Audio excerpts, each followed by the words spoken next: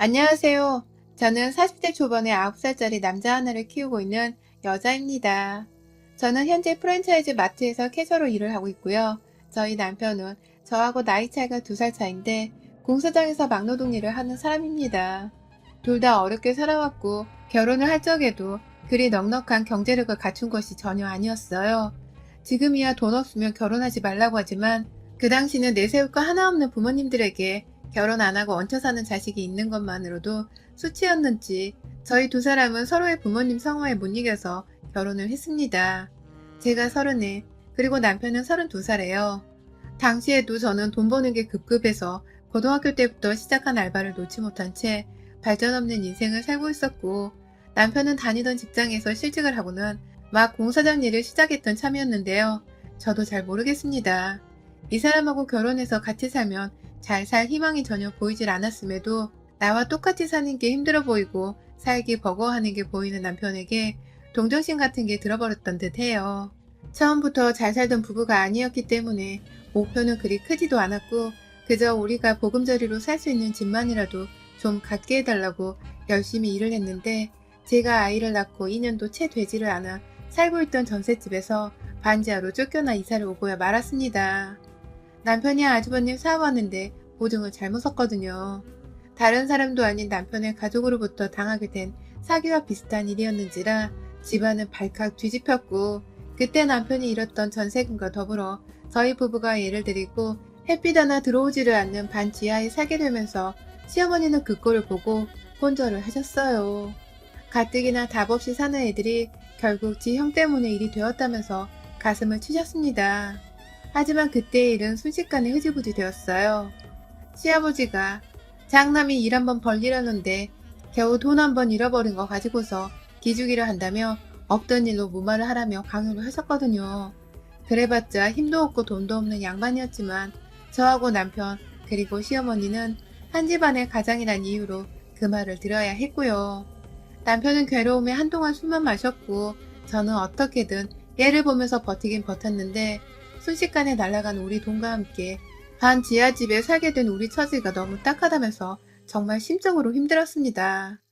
앞으로 더 열심히 모아도 아이가 학교를 들어가기 전까지 이 반지하집을 벗어날 수 있을까 싶기도 해 겁이 너무 났어요. 어떻게든 열심히 살아서 빨리 지금보다 나아져야 하지 않겠냐며 남편하고는 이를 악물고 정신을 차려냈고, 남편은 그날부터 거의 허리가 부서져라 닥치는 대로 일을 했습니다. 저는 저대로 아이를 돌보며 집에서 할 수 있는 부업이란 부업을 다 해봤고, 또 얘가 좀 커서는 유치원에 보내는 명목으로 나가서 아르바이트라도 하며 생활비를 보태기 시작했어요. 할 수 있는 게 많지 않았음에도 아이를 위해서라도 어떻게든 한 살이라도 더 젊을 때에 돈을 벌어야 했습니다. 시어머니는 내내 큰아들로 인해서 작은아들 내가 고생을 한다는 것을 잘 아셨는지 저희를 살뜰히 챙겨주고 걱정해 주셨습니다. 본인도 넉넉지 않은 삶을 사시면서도 늘 나눌 것이 있으면 내가 좀 가져다 주랴 하면서 물어봐 주셨고, 애가 잘 크는지 매번 전화를 해주시고 밥 먹이고 보고 있을 테니 저희 부부끼리 좀 쉬라며 불러주기도 하셨어요. 가까이 사시는 게 아니셨는데도 혹여나 부모가 돈 번다고 집을 비운 사이 손주가 혼자 굶고 있을 일은 없을라나 싶어서 늘 저희 집에 촉각을 세우시곤 뭐 하나 더 도와주려 애를 써주셨습니다. 마음 씀씀이만으로도 너무 감사드렸죠. 하지만 시아버지는 달랐어요. 부창구수는 개뿔. 정말 어쩌다 저런 따뜻한 시어머니가 양아치 새끼만도 못한 시아버지와 살게 되셨는지 제 속이 다 뒤집어질 지경이었어요. 시아버지는 애초에 장난만을 고집하고 생기는 아주 고지식한 분이셨어요. 저희 결혼할 적에도 솔직히 저나 남편한테는 관심이 1도 없으신 분이셨어요. 자식 결혼하는 데에 관심이 없으니 자식이 어디서 어떤 환경에서 사는지에 관심을 가질 리도 없었고, 그나마 손주가 태어나고 나서는 딴에 집안의 대를 이을 놈이라나 뭐라나 하면서 우쭈쭈 한번 해준 것이 다였습니다.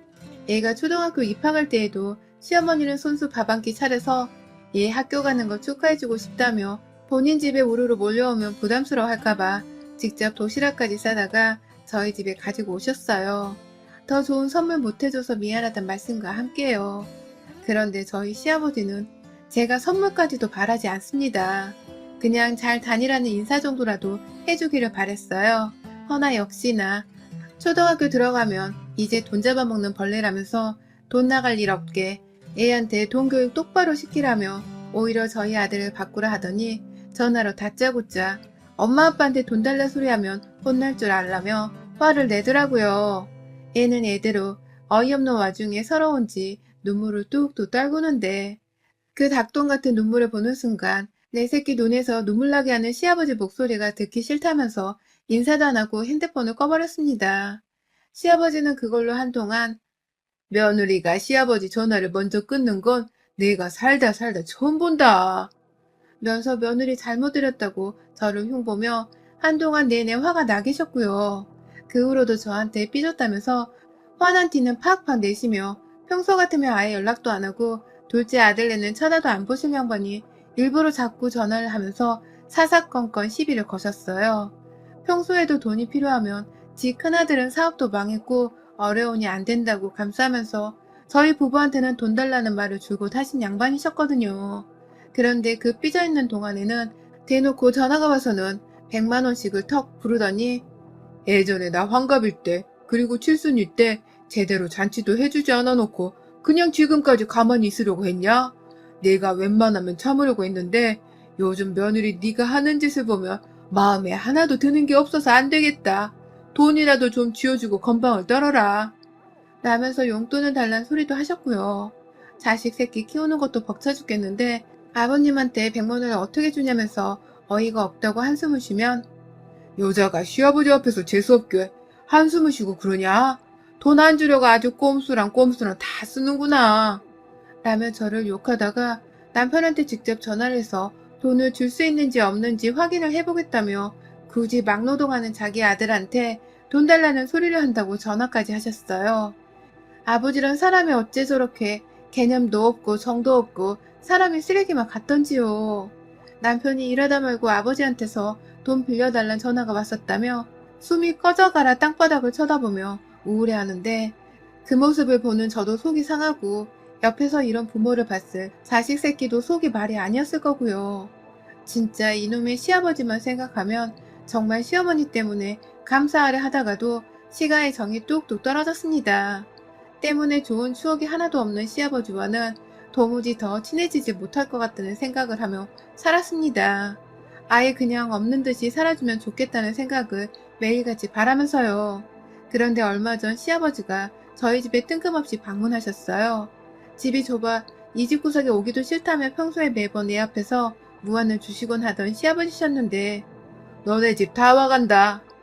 라며 웬일로 저희 집을 찾아오는 중이라는 전화를 한 시아버지의 연락에 제가 얼마나 긴장을 했는지 모릅니다. 이번에는 어떤 일로 와서 제 속과 아이 속을 뒤집어 놓을까 싶어 말이죠. 일을 하고 있는 중이어서 선택이 없었어요. 일단 에라 모르겠다는 심정으로 시아버지께 집 현관 비밀번호를 먼저 알려드렸고 저는 일이 끝나려면 아직 2시간 정도 더 남았으니 먼저 들어가서 나중에 하교하고 오는 아이와 계시라고만 말을 남겼죠. 시아버지도 순순히 알겠다고 대답을 하셨고요. 혹여나 시어머니도 오시는 건가 싶어서 물어보니 시어머니는 혼자 집에 계시는지 네 아버지가 지금 너희 집에 가셨냐? 라며 저만큼이나 놀라하셨습니다. 혼자서 저희 집을 굳이 올 일이 생전 없는 분이셨기 때문이었죠. 갑자기 혼자 오신다는 말에 저는 더욱 긴장을 했고 설마 집에 와서 또 돈 달라는 소리를 하는 게 아닌가 싶어 오만 걱정이 다 들었어요. 그렇게 두어 시간이 흘러 저는 퇴근을 하자마자 정말 똥 마려운 강아지 마냥 집으로 허겁지겁 뛰어갔습니다. 퇴근해서 집에 도착을 하기까지도 지하철 타고 역에서 걸으면 거의 30분 정도였고 급하게 뛰어가서는 집 문을 열자 아주 쨍그랑거리는 소리를 들어버렸어요. 왜 이렇게 집에 늦게 오냐며 저를 혼내는 시아버지가 현관 쪽에 부엌에 걸어둔 작은 종을 던져버리신 것이었습니다. 옆에는 저희 아이가 이미 할아버지한테 혼이 날 대로 혼이 났는지 눈물 콧물을 쏙 빼서는 엄마 하면서 제자리에 서서 주먹을 꽉 쥔 채로 눈을 감으며 우는데 애엄마들은 이게 어떤 울음인지를 알 겁니다. 애가 너무 의지할 곳이 없고 무서움에 떨다가 지 엄마 얼굴을 보고서 긴장이 풀려가지고는 저한테 도와달라고 외치는 소리였어요. 그 꼴을 보니 제가 속이 또 뒤집어져서 무슨 일인데 애가 이렇게 자지러지게 울고 있어요? 라며 신발부터 후다닥 벗고서는 집 안으로 달려들어 제 아이부터 안았습니다.